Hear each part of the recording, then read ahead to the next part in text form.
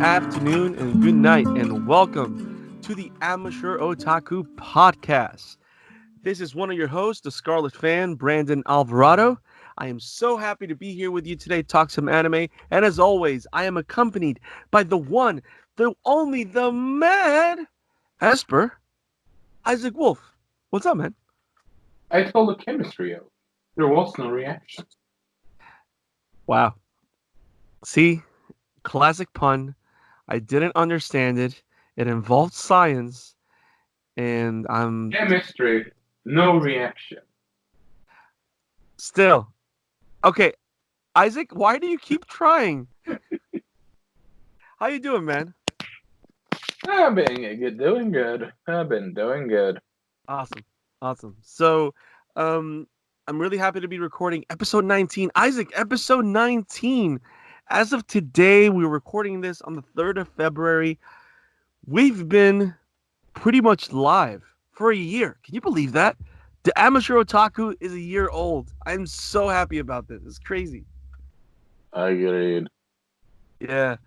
So as you guys know, we talked about last episode about doing like a season 1 finale. But we're actually we found it interesting that I had a chance to catch a show. I've been sick for the last, you kind of hear me a little stuff up still, and I was able to binge a show that I've been meaning to watch for the longest time, and we thought it'd be perfect for us to talk about this show because it's one of those shows that it is very unique and special, and it's one of the best things out there if you give it a chance. And even though we did promise you guys that we were going to do the live action Rurouni Kenshin movie, we're still going to do that for a season finale episode, where we're going to do that on episode 20, and that's going to be the end of season 1, which is going to be our first year. But we have a very special anime that we're going to cover today on episode 19.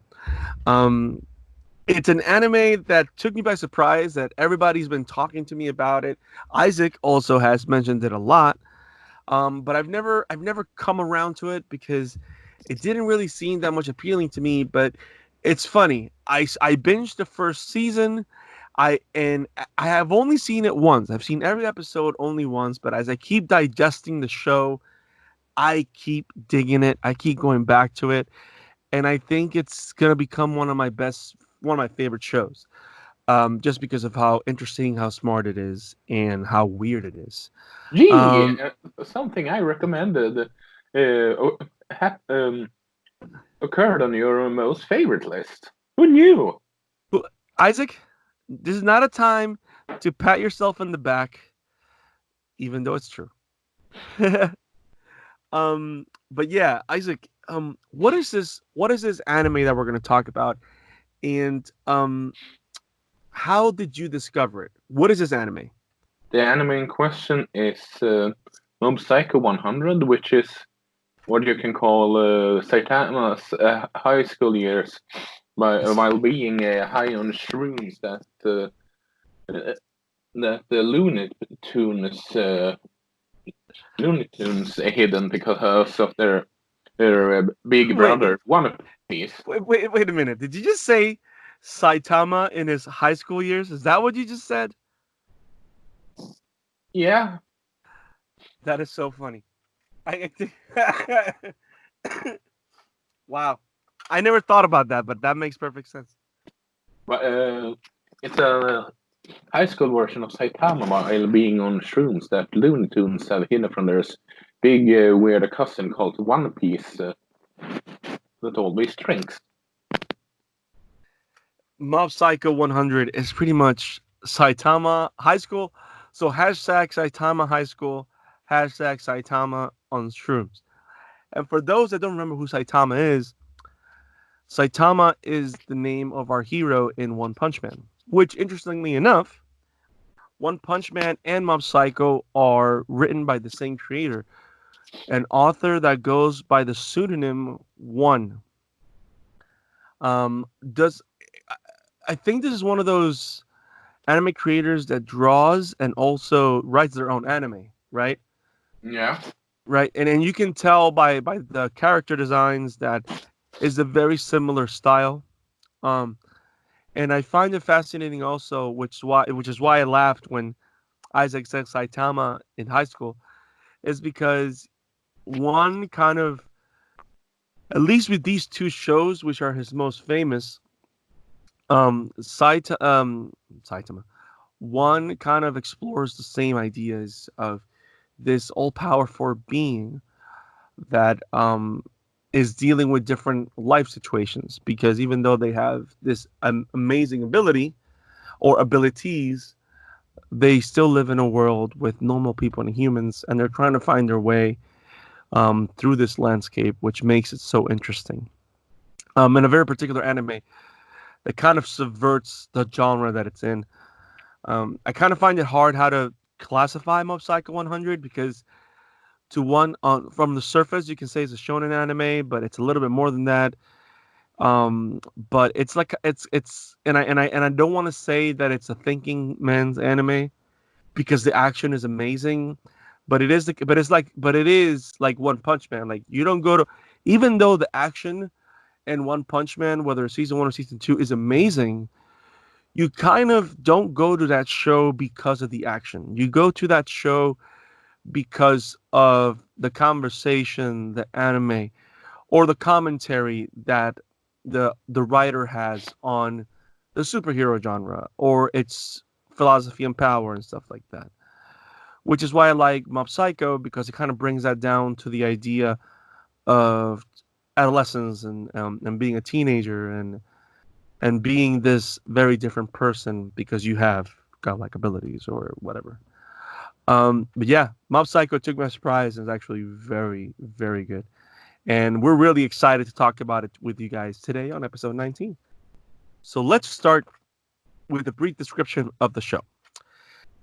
Shigeo Kageyama, aka Mob, navigates the challenges of social life, adolescence, and growing up as a young kid in Japan, while also dealing with the fact that he was born with godlike psychic powers that explode uncontrollably whenever he has overwhelming emotions. With the help of Reigen Arataka, Mob's good-hearted master or mentor, who also happens to be a brilliant con artist, Shigeo tries to find the answers to the troubles of youth. How can I be popular? How can I impress the girl that I like? And what are these powers good for if I can't have friends without hurting them? A godlike kid learning to be human is the creative magic of Mob Psycho 100. So, Isaac, let's start this discussion on this amazing show. How did you discover Mob Psycho 100? Because I know that, of course, you've been watching anime as long as I have, but you have been more ferocious in your consumption of it. But I know that you read a lot of manga too. You don't just, like, I read select manga. I mostly read American comics mostly, but I don't read a lot of manga. But when did you discover Mob Psycho? Is it something that you discovered as a manga first? Did you discover it as a show? What's your relationship with it? I can't recall where and when I found that one out. Okay. Actually, Do you think you started reading it first, or did you saw the show first? saw the show. Okay. Okay. Did it hook you in from the beginning, or was it like a slow burn? It was a slow burn for me. Like, I had to push myself through like the first couple of episodes, and then it really kicks off. Was it the same for you? Yeah, Yeah. it was reaction was pretty much, oh, this is weird. Yeah, right. Let's continue. Yes, yes. And I think it also has to do with the fact that this show kind of has, it doesn't really follow what other shows do. Like, it's not a linear, um I don't know, it doesn't follow other shows' rules to a degree, and it kind of has its own identity. It kind of reminds me a lot of, I know you haven't played this game, but I know that you've seen it enough that you can understand what I'm saying about it. It's kind of like Persona 5, where even if you haven't played it, you can tell by its aesthetic and some of the cutscenes that you've seen online, it is a very stylized game. Like, which makes the style of the game makes it very unique and it stands out from every other JRPG. You know what I mean? Um, I think Mob Psycho 100 is one of those shows that does its own thing, and you either have to allow it to hook you or you walk away. You know what I mean? Yeah. Uh, but those that allow themselves to be hooked or allows themselves to be attracted by what the show has to offer, I think are in for a very nice ride. I think we were talking about this off air, and I mentioned it to you, and I wanted to hear your thoughts about this. Um, in terms of style, this is one of those animes that surprised me how integral all the different components of it are to what the show is trying to say. And like, you know how normally you have shows that have like multiple openings. And when you watch an anime, the opening credits have nothing really to do with the story, have nothing to do with the arc. All they're doing is giving you a killer soundtrack and visuals that let you know what's going to happen throughout the arc. You know what I mean? Like there's no thematic resonance of there's like a connection to the spirit of the show, that's direct. But then you have a show like Cowboy Bebop where, as you know, when you look at the opening, or when you look at you know how in the between the episodes, like when the episode goes on commercials, they give you like a still, like a picture, and then it cuts to that. Trigun does it all the time with that picture of Vash sitting down, and it says Trigun, like in between Yeah. the commercials.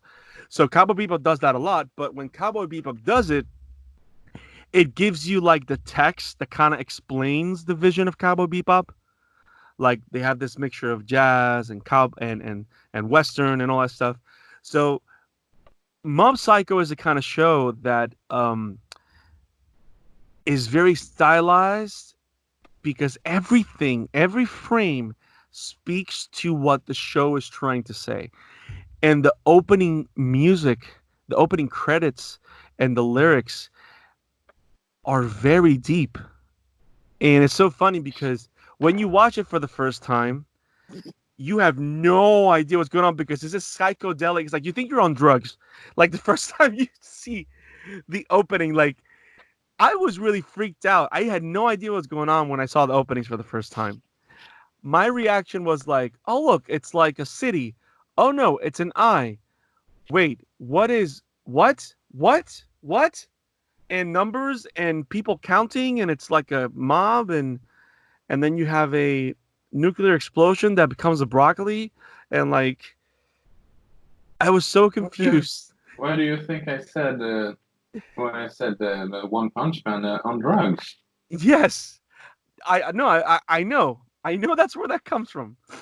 But then when you find out that the reason the main theme is a mob, literally a mob of people, like the name of the song is called 99 and it's song and it's performed by a band that's called themselves Mob Choir, which is so funny. Yeah. And but then you see that the way the song starts is, um if let me look at the lyrics because I have it right here pulled up, which is so interesting. If and this is shout out to the amazing artist known as Jonathan Young that does amazing anime covers in English of a lot of famous anime. It does a lot of Disney songs. He does a lot of great, awesome stuff. Isaac, of course, showed me him, and now some of my favorite anime songs are covered by him. So check it out, Jonathan Young on YouTube. He does great stuff. So this is the translation that he did of the Mob Psycho 100 theme. But this is like the first verse. It says, "If everyone's not special, then maybe you can be what you want to be. You're searching for the answers. You will find them all in time." So it does that. So it tells you that this is something that someone's looking for answers. This is a mystery. We have no idea what's going on. But then as you watch the show, you find out that this is a kid trying to find his place in the world. And like everyone that he meets is telling him what to do, and he's struggling to make a choice of who he's going to be, which is like what every teenager goes through. Because as you know, it is these teenage formative years where a human, it sounds like we're aliens, right? Yeah. A human, oh, thank you for agreeing. Um, when a human being decides who he's going to be for the rest of his life, it happens in the teenage years. A lot of people follow the crowd, or they make a decision on their own, or they're influenced by someone that they care about, someone that they trust. But everybody's trying to find out who they are. And from the get-go, the theme is telling you that. And then you have the counting 1, 2, 3, 4, 5. And then you find out that the reason that they're counting is because one of the biggest running themes of this show is that Shigeo, aka Mob, the main character, because he possesses this godlike power inside of him, and because he's going through puberty and he's growing up and whatever, he has recognized that whenever he lets his emotions get a hold of him, he can't control his overwhelming power. So he's holding everything inside. But as he encounters other people and he has emotional challenges, the ability that he has to hold his emotions in, like his defenses get lowered. And he has a percentage that goes up with every encounter. And when that percentage of emotion reaches 100, he explodes. And he pretty much goes Super Saiyan. But you know what? I wouldn't even say that he goes Super Saiyan. I would say that it's more like, imagine Vegeta blowing up. Because a Super Saiyan God. That's a good one. But the funny thing is, he's a Super Saiyan God that doesn't really know. A lot of times he doesn't want to be that because he hurts a lot. So he loses control. And it's funny because every time that it happens, I think he says, like in the beginning, he always whenever it happens, he kind of like loses consciousness. So he doesn't know. So he's just overwhelmed by his power. But it's so funny. Like the moment where kids are most emotional is when they're teenagers, when they're going through their hormones and going through their changes and all that stuff. They're emotional, crazily emotional. But this is a kid that needs to hold everything in because he can hurt people, he can explode, and he wants to be normal and he wants to fit in. So it's like this battle inside of him, and you kind of don't appreciate the way the opening credits roll until you watch the show. It's kind of weird because as you continue to watch the show, you enjoy the opening credits more and more because you start seeing the connection. Does that make sense? Yeah. And right now, every time all this last couple of days, as I've been preparing for this episode, I've been listening to the song over and over again, and I just love it because to me, I'm very I'm gonna say I'm very audiovisual sensitive in the sense that I love anime songs, not because I understand them necessarily, but because I see, and whenever I hear it, I see in my head what happens in the credits or what happens in the show, and I make that relationship, and that's how I enjoy it. But this adds another layer because this speaks to the spirit of the show, which is so good. I don't know, man. I love it. On the more psychedelic aspect or the story aspect? Well, that's the thing. That's what makes it so interesting because it is a mix. It is all those things rolled up into one. It's not just one thing. Like the visuals are crazy psychedelic, and it kind of it was very troubling in the beginning. But as you keep watching the show and you start seeing the characters, it's kind of like, it's funny because you can interpret the opening in many ways. You can see the opening as the idea of someone with the powers that Mob has have feeling, because you know how it is. Power to some people is like a drug. People like, for example, the character of Taruki. He literally was getting high or getting off on the idea of being the most powerful being anywhere. You know what I mean? Which is Taruki is like the first rival that Mob has. It's the next person that he finds that has powers. They think they have this utter satisfaction or feeling that you can compare to High because they have powers.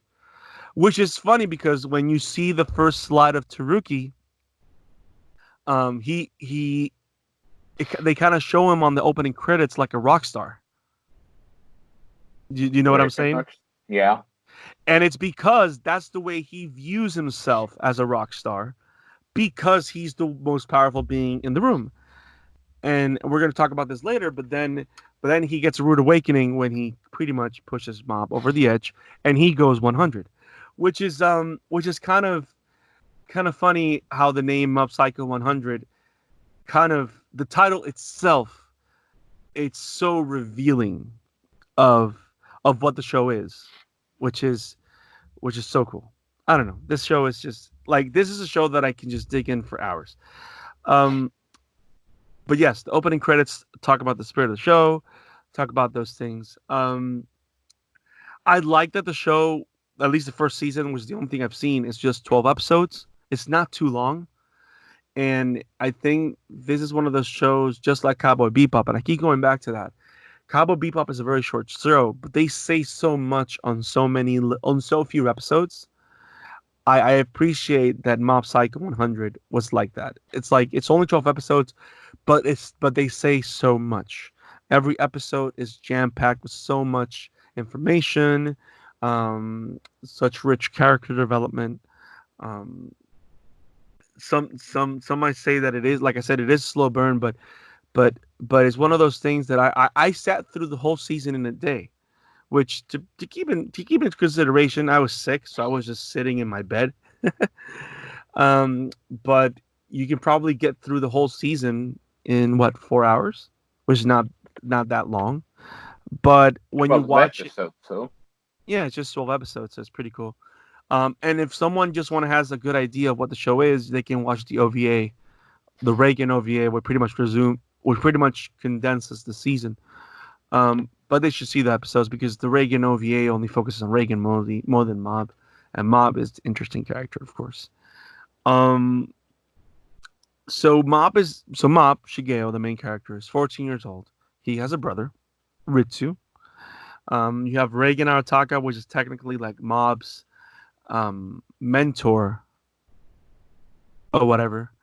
But I find it interesting how the best adult that you meet in the show, because have you noticed that this show barely has an adult presence? Yeah. Like it's mostly a student presence. Like you barely see adults in the show. Like you barely see Mob's parents. You barely see teachers. You mostly see kids. You don't see, which is very common in a shonen anime. But it's funny how it's all about the characters that have an effect on Mob's story, because it all centers around him. But it's kind of interesting how Mob, being this kid with this godlike psychic ability, his mentor is a man with no power. I find that fascinating. What do you think about that dichotomy, that difference? I mean, how should I put it? It's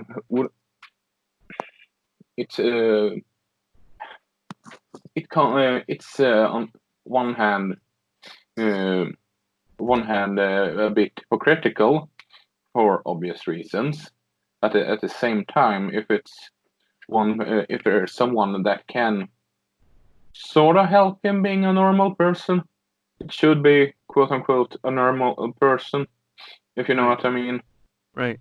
But but the fascinating thing is that we know that he's a normal guy, but Mob kind of, I think, kind of doesn't know that he doesn't have powers, or he just ignores the fact that he doesn't have powers. I think as the season progresses, Mob kind of finds out that he doesn't have abilities, right? Yeah. Uh, But but at the same time, he ignores that because of the because Reagan has he first of all, he's a con man, so he's a jack of all trades liar that makes money off people by doing bogus exorcisms or spiritual stuff or whatever. Which there's a lot of people like this in the world, and he kind of abuses Mob by using him to do legit exorcisms because in this world, psychics have psycho power, and they can actually exorcise evil demons and spirits. But only those with power can exorcise spirits. So Reagan is pretty much using Mob as a weapon, but at the same time, he kind of sees Mob's heart, and he kind of sees that this is a kid that has this power, but doesn't necessarily want this power to define him. He wants to be more than this power. And Reagan kind of feeds into that mentality because he kind of sees Mob as a nuclear bomb, which is kind of interesting because Well, like he sort of is. right. Which is so funny because you mentioned that it's kind of hypercritical from Reagan's point, I think, but you hit it right in the head because Mob is a nuclear bomb, right? When he goes off, he causes real damage, and Reagan, even though he's kind of lying to Mob, he sees himself as socially responsible. Like, okay, someone has to show this kid restraint, and if I'm the only person that can get through to him, I think it's my social responsibility to show him that. Show him that just because he has powers, he's not more than anybody else. Um, and and it's weird because I don't know, man. I find it weird. I don't know what much to say about this, so I don't want to keep running around in circles on this. But yeah, it's like that's how you see that Reagan, even though he's a con man and he kind of lies, he pretty much lies to Mob all the time, and Mob kind of lets him lie. Um, but he does have a good interest in helping Mob. And I think one of the most touching scenes is when they do the flashback of when Reagan meets Mob for the first time. That yes, Reagan kind of pushes him off, but then when Mob tells the story of how he wants to learn how to control his powers, how he wants to learn to control his emotions because he hurt his brother. He lost control and his brother got hurt and he doesn't want to hurt people. Reagan shows his colors as a good guy and tries to help him. But the way he helps him is not by showing him how to use powers because he kind of knows that he can't show him that because he doesn't have any. But he does what he can and he becomes a role model. He becomes an adult that cares for him in a weird oppressing way. Yeah, that's But one way. but it's funny because he's the only adult that takes the time to do it. Which is interesting how you have a lot of kids. It kind of talks about how a lot of kids need help. And it is a more serious topic, but it shows how in these formative years, there's a lot of kids that need help and their parents don't see that they need help or their parents don't know how to help them. So kids will just go to the one person that opens the door. That's why you have a lot of people that sadly go into the wrong path in life because only the people on the wrong path actually open their doors as opposed to the people that can show them how to be good people. Does that make sense? Which shows the idea of a lot of teenagers being gullible because they don't know of the world or because they're afraid of what they're going to be. So they're trying to find someone to give them direction, which is what you see in most coming of age stories. Kids just want someone to show them the way. whether they ask for it or not. And of course, you have other examples like Taruki and Ritsu that when they don't have someone showing them the right way, they can be led astray, which is what happened with these other characters. Um, I think from all the relationships that you see on the show, based on this conversation right now, I think my favorite is going to be that relationship between Reagan and Mob. It's weird, it's wrong, but it's charming, and like the good outweighs the bad. Does that make sense? Yeah, that certainly makes sense. It's like it's like it's like Reagan is like that drunk uncle that ruins everything, and you should never buy him beer. But whenever you buy him beer, he gives you the best life advice because he's drunk. I'm not talking about my drunk uncle. That's not what I'm trying to say. Wait, um, are you part of Rick and Morty universe? Is that what you're saying? I do have a messed up grandfather. No, I'm kidding. I'm kidding. I'm kidding. I love Rick and Morty. um, from this show, what is the is that? What's your favorite relationship, or what was your favorite interaction? Is it Reagan and Mob? Do you like the interaction between Taruki and Mob? Um, what's the relationship that you like the most?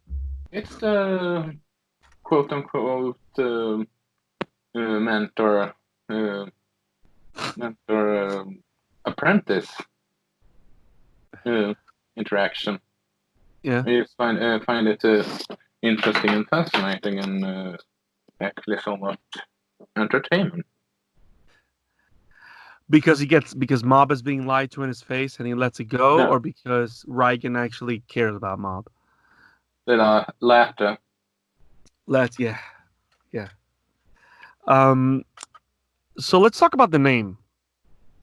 I was thinking about this right before the pod started, and I didn't tell you about this before because I wanted your reaction on it. And I wanted to ask you a question. Why do you think? Because I think for some reason I think this is like the I'm gonna say I think this is a writer screaming at us or talking to us directly with his name. Why do you think that Mob's alias or nickname is Mob? What do you think that is? Because oh, that's a good one. Yeah, why do you think the name is Mob?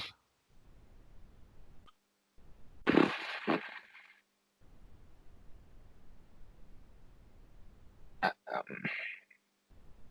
uh, I honestly don't know. But you kind of see where I'm going with this. There's like I something, think so. and it's funny because for example, you have Saitama. We keep going to another work, which it's interesting enough. I think Mob Psycho 100 was his first manga, and Saitama and One Punch Man is like his newest recurring one.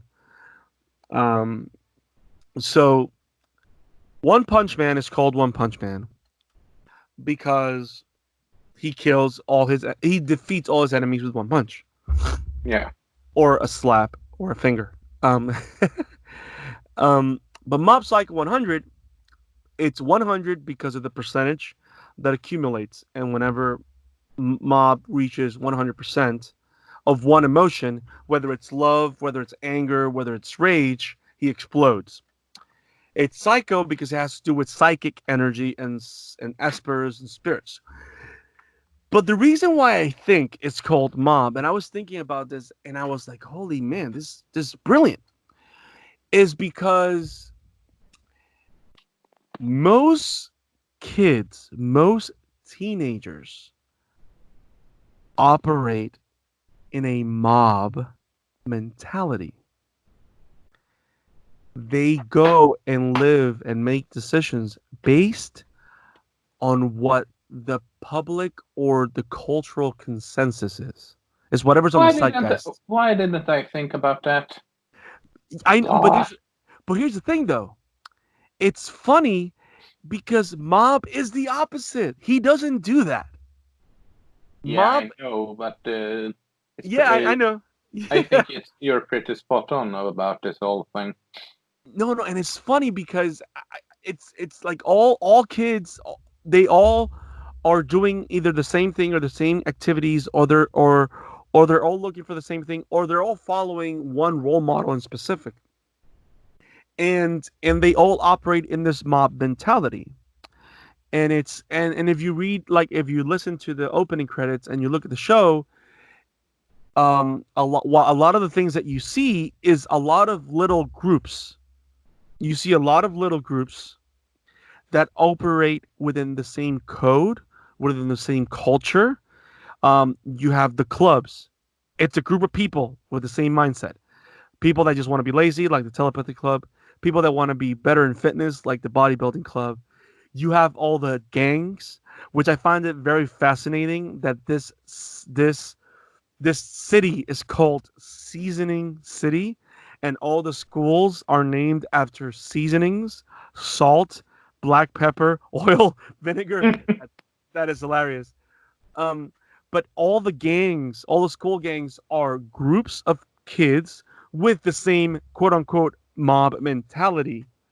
And then you have this one kid that is looking for his own answers that hasn't found them because he's going against, or he's trying to be just like everybody else. He wants to join the mob mentality, but he's special, so he doesn't quite fit into that. That's like one of those little things that you see in the show. I don't know. That's why I appreciate one as a writer, because those little things just fly on your radar, and those are the kind of things that are so smart of the show. Like, this is a show, guys. My fellow otakus, ladies and gents, this is a show that if you watch the action scenes, it's amazing. If you like really weird stuff, it's amazing. But if you start digging into these layers of meaning and these ideas that are explored in the show, this show just becomes so rich and so interesting, and it becomes an argument of philosophy and stuff like that. I just find so amazing. And like I said, I've only watched this season once, but I've there's so much, like, there's a lot of animes like Trigun I really enjoyed, but once we talked about it on the show, is a fascinating anime. It's one of my best favorite of all time, but I'm not thinking about it anymore. I saw this show once. I've been thinking about it for the last week and a half, and I keep finding other things. And it's like, it goes down to the idea of the theme of the show is kids are just looking for meaning. They're looking for happiness. They're trying to find what makes them happy. And a lot of these kids, a lot of teenagers at this age, because Shigeo is 14 years old, he's a teenager, he's in middle school, they feel happy when they're accepted. They feel happy when they're recognized. They feel happy when they're able to make the girl they like smile. This validation, like being accepted into the mob, whether it's momentarily or permanently, there's something about social acceptance that's very big in these formative years. And you either become 100% part of the mob or you don't. Yeah. But these are the years that you make that decision. Does that make sense? Like, these are the years that you decide whether you're going to be part of the big group or you're going to be yourself and your own person. And I like how this is explored with the other characters. But yeah, it was funny. I was preparing coffee before I started the pod, and I thought about the mob thing, and it just blew my mind, man. This show has so much to say. It's crazy.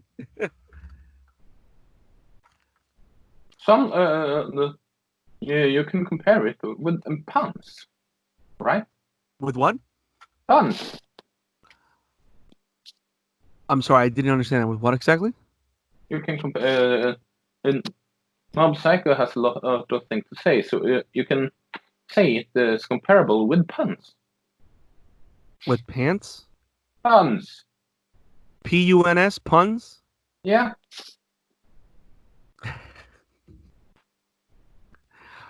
Wow. There you have it, folks. Mob Psycho equals puns. I appreciate you trying to find hilarity in my philosophical rants. It's magic. It's pure magic.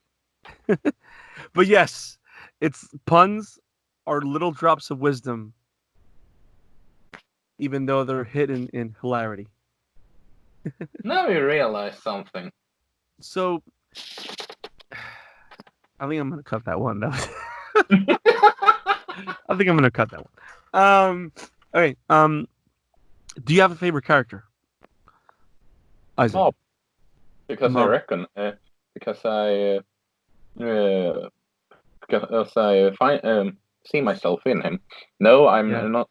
I'm not someone with a godlike power, but I know how it is to feel that you're not you're special, so to speak. Right. But Yes. then again, it's fun. The more I grown up, the more I realize it's far more funnier to not be into the norm of regular people. Right. There's something about recognizing who you are, what you're good at, what makes you happy. That gives you this sense of security as a person. You know what I mean? Yeah. Which is why I like how the idea of pursuing happiness, which I think is like, if we were to distill the whole show, that's like the biggest theme, because everybody's trying to find out how to be happy. Um, Two different means, because Mob wants to be normal, and that's like his goal, to be popular, or to be like the other kids, or to be stronger, to be a normal person that can.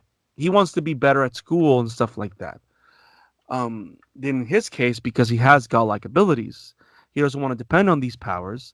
That's what's going to make him happy. The fact that he can live among people and have friends and have a normal life, and not be, and his life not be, not ruled, is not the word I'm looking. That he doesn't want his life to be about his powers. He wants his life to be about what he wants, which is fascinating. That's his pursuit of happiness. And then you have Mob's brother, Ritsu, that he wants to have powers. He wants to be special. But he's like the straight A student. He's popular in school. He's part of the student council. Like, he's everything that Mob isn't, but he wants to be everything that Mob is. It's like the grass is greener on the other side kind of thing. Yeah. Too much. But that's his pursuit of happiness. And then Reagan, which is the mentor, the con man, he is the happiest guy around because he knows who he is. But then again, it's funny because it kind of tries to tell you that the adult that's happy is the one that kind of figured himself out. Like, he knows that he's good at lying people.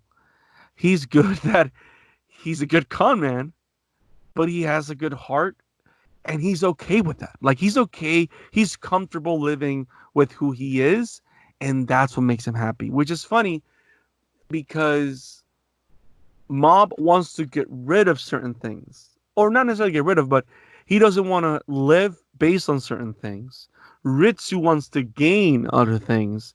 Reagan doesn't need anything. He just wants to enjoy life, but he needs money, so he uses Mob. Pretty but much. he also grows because of that relationship with Mob. And then you have Taruki, which is like a mixture of Ritsu and it's crazy because Taruki is like, if like Ritsu, when he actually awakens his psycho abilities, Ritsu kind of becomes like what Reiken was, like Taruki was, I mean. but then it's so funny how they're all going through their own path, and like Taruki is like the closest to the character. I think what I'm trying to say is Taruki is the teenager that has grown up. Like, he's the one that figured it out. Okay, power doesn't make me special. Power just gives me power. I need to be okay with who I am. And once he does that and he's off that cloud, he's still cocky, he's still confident, but you can tell that there's a shift in his character where he's now smiling. He's happy. He's okay with being the kid that just have psycho powers. You know what I mean? Like, he Yeah. doesn't need to have, he's no longer power hungry or power thirsty. He's not oppressing people. He's enjoying his time with other people. He's hitting on girls, and he's just being this regular kid with a very weird wig. Um, but That's one way to put it. yes. Um, but it's funny how him maturing and understanding that being another, just being another person, not being a god, just being another person is okay. And just doing the best you can be to be the best person you can be, being good for society, being good to your friends is the best thing you can be. I don't know. It's You can yeah. you can call it philosophical. Yes. He's the one with the awakening. He kind of snaps out of it, and he got Mob and Ritsu Mob is looking for answers. Ritsu thinks that he knows what the answer to happiness is. Reagan is happy. Taruki is the one that finally finds an answer and finds out that he was wrong. And Ritsu kind of finds this out too, but he's still learning how to use his powers. But then he starts valuing his brother, and I don't know, man. But at the same time, like Mob, in the midst of all this, Mob, because he's following Reagan's philosophies, which is just so crazy, he is the one that ends up teaching everybody about how a talent or something that makes you special doesn't mean that makes you better than everybody else. Everybody's different. Everybody has something they're good at. And I think there's a very special message to tell people. And I like that this kind of show shows that. It shows you the dangers of thinking you're better than everybody because it makes you a dick. But it also shows you how when you try to be the best you can be, it makes you cool. It can be more than enough also. Makes you what? It can also be more than enough. Exactly. So, I don't know, man. This show is very special. I like this show. I like Mob Psycho 100. I can't wait to watch the second season. I kind of saw the first episode, which is super cool. They deal with urban legends. I don't know. I like this writer one. I think this is one of those shows that you can say that the creator is one of your favorites. The master of puns. Yes, Isaac, I could say it's one of my favorites. I think this is one of those few. No, don't be sorry. You put it up, so to speak. I did it to myself. So I think, Isaac, this is one of those shows that I'm probably gonna pick up the manga to read it because it's just so good and has so much to say. And I think you guys got to check it out. As you guys know, the goal of the Amateur Otaku is to give you reviews. It's gonna have with few spoilers so that you guys can jump in and watch these shows yourself. And definitely Mob Psycho 100 is one of those shows that you have to check out for yourself. There's a lot of great stuff in there. It's very funny when it's funny, but it has a lot to say. And I think what it has to say, it's a great message for everybody that listens to it. You can watch Mob Psycho 100 in Funimation. You can watch it in Crunchyroll. I think. Do you think? I think the anime's on Netflix or no? Or they just have the live action horridness. Oh, by the way, stay away from the live action one. It's bad. It's bad, yeah. It's pretty bad. They made it a Korean rom com, which just it's not Mob Psycho. Um, but that's all I got. I think for Mob Psycho. Is there Yes, anything in particular? on Netflix, you only have the rom-com version. Okay, so try and pick up Verve or Crunchyroll or the Funimation app. Watch it there. It's totally worth it. If you don't have not used your Funimation free trial of 7 days, you can binge this in 2 days or one day and just unplug. But surprisingly enough, this is the only show on Funimation that I've seen that does not have a subbed version. They only have it dubbed. But the voice acting in the dub is actually very good. So do not fear. The dub version is very good. But yeah, you need to check out Mob Psycho 100. One of the smartest, interesting shows out there. I'm really excited to see what else one does. I hope that they keep making the show because Isaac, you and I were talking about this before we recorded. They just wrapped up the last season on episode 25, I think it was, last September. So I hope we see more Mob Psycho 100 this year or the year after so they can finalize the show because the manga has completed its run. The manga started back in April 2012. The manga also concluded in December 2017. There's not a lot of places where you can get the volumes in English, but I know that they're still putting the volumes in English, the compilations out. There's like 16 volumes of this manga.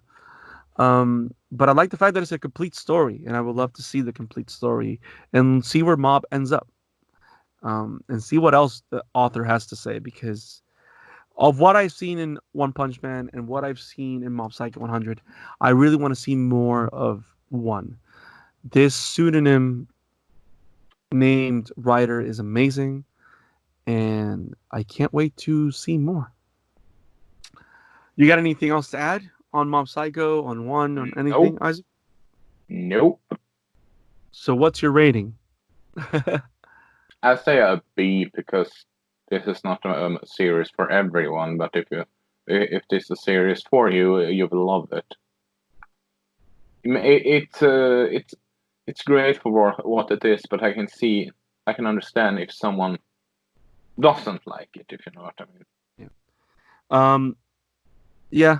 My rating for it as well is a B plus, and it's because of that. It's one of those shows that it's gonna be a slow burn, and it's not for everybody, because some people watch anime just to watch slice of life or just to watch the battles. Like for example, Dragon Ball Z is all about the explosions and the battle. It's not about the drama. Oh, some about the comedy also. Don't fool ourselves.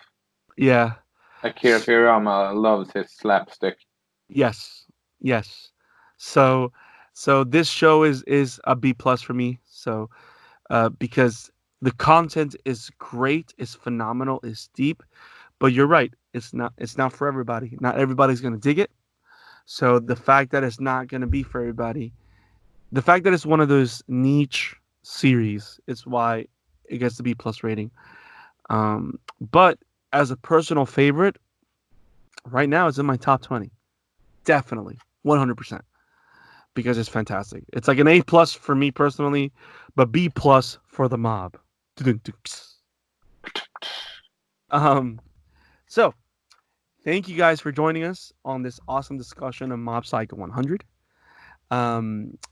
We're really excited to say the next episode is going to be our season finale, where we're going to talk about the first live action Rurouni Kenshin movie. And we're really, really, really excited about that. We're also talking about Pokemon reboot later Yes. this month or next month. We don't know exactly, and hopefully we get Mike Thomas on that episode also. Yes. Yes, we're going to be covering that Pokemon movie, so that's going to be exciting. It's going to be one of the cool things of season 2. Yes, we're going to cover the Pokemon movie. I think it's what, Mewtwo Returns 2 or something. I don't remember the name of it. I don't recall exactly either, but it's a 3D animated reboot of the first Pokemon movie. Nice. So I remember I saw the Pokemon movie when it came out in theaters. That was actually pretty epic. That was pretty cool. So we're gonna cover that. But the next episode is gonna be the Rurouni Kenshin live action, the first movie out of the 3. We're gonna talk about that on your next episode. We're gonna have plenty of guests coming over. We are gonna do a couple of plugs and say goodbye. Isaac, where can we find you? You can find me on Twitter on Emblemaniac with a C. You can find my work at Revenge of the Fence and Woven Entertainment, and you can also I was also on a podcast rather recently talking about Cats, the movie, with Mike Thomas on Mike Thomas. Let me check their Twitter handle right now. While I'm looking up that one, you can plug yours. I feel. So you can find me at the Scarlet Fan 52 on Twitter. You can find some of my writings at revengeofthefans.com. And I also podcast on all things Flash with my good friend Adam Bastiano at the Tales of the DC Multiverse podcast. We have our monthly Flash-centric podcast called The Flash of Two Mics. The first episode we did came out in January. We talked about the Flash Year 1 comic book story arc, and we talked all things Barry Allen. We are planning on February to do our second episode where we're going to talk all things Wally West, and we're going to talk about Heroes in Crisis and the new arc that came out, Flash Forward. You can find him at Adams_Leafs fan, I believe is his Twitter account. But you can look up the podcast on Podbean, Google Podcasts, called Tales of the DC Multiverse, and look for the Flash of Two Mics. I also had a great time with my friends Nick Setnick, Nick Sr. and Junior Caruso at the Vigilante 1939 podcast, where we talked all things Flash on there too. We had a great time talking Flash movie, talking Crisis, talking our love for the Flash. So if someone wants to talk to me Flash, I go 100, and we talk Flash. But yeah, we have great stuff coming up in the Amateur Otaku Podcast. I have another podcast that I'm starting on film analysis that my good friend Doc Isak here is joining me on. It's called The Shadow After, and it will be premiering sometime in February. So if you like the kind of analysis that we do with anime and review here, and you like film, The Shadow After is a film analysis podcast that we're going to be doing with great people. We talked about Joker on the first episode, and we had a great conversation with our friends from the Fanboy Garage, Mr. Aaron Varola and Chris Lasanti. So I don't know. It's going to be a great, creative, and fascinating 2020. It's awesome already. Did you find that Twitter handle?